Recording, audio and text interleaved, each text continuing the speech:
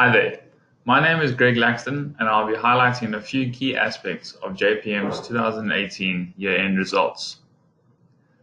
We arrived at our recommendation based on the following.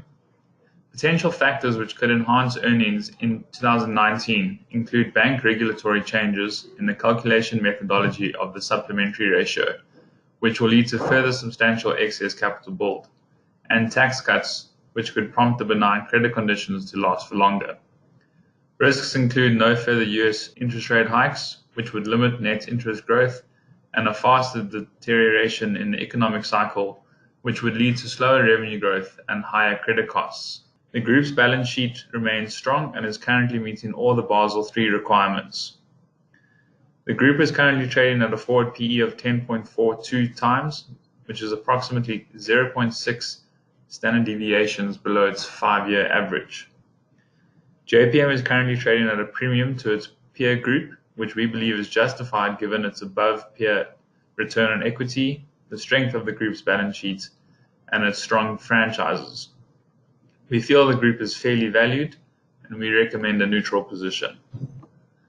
Looking at debt, the Basel III regulatory, risk-weighted, and capital ratios became fully phased in effective January 1st, 2019.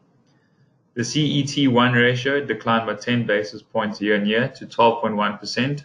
However, it remains above the requirement of 9.5%.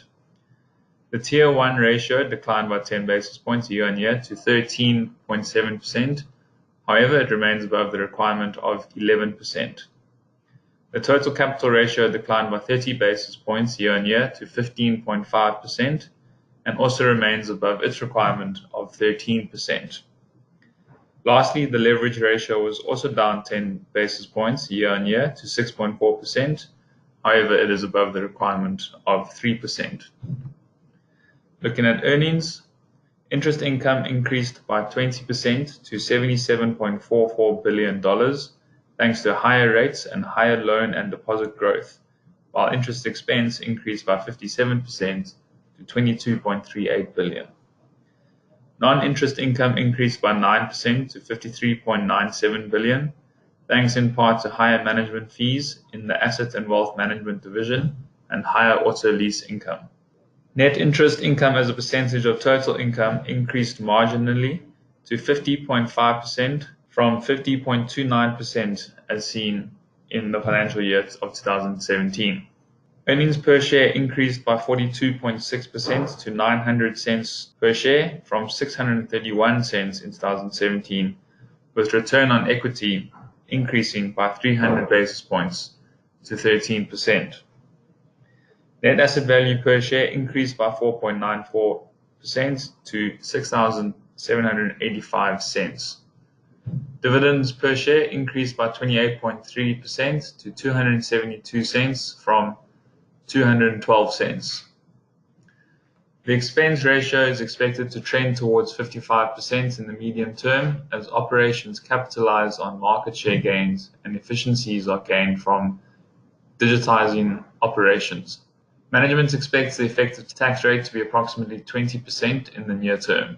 JPM currently has a weighting of 3.2% in the Dow Jones Global Titans 50 Index, and we recommend a portfolio exposure of up to 4% for investors who manage their portfolio with the DJGT50 as a benchmark. Before I end off, if you would like to trade, then please contact our trading desk. Investors are reminded that they can refer to our online trading platform, which contains a more in-depth analysis on JPM's 2018 financial year-end results. For more information on how to interpret a trade idea, visit the events section on psg.co.za to access previous trade ideas and how to understand the method of analysis we use. Lastly, I would like to bring your attention to the following disclaimer. Thank you very much.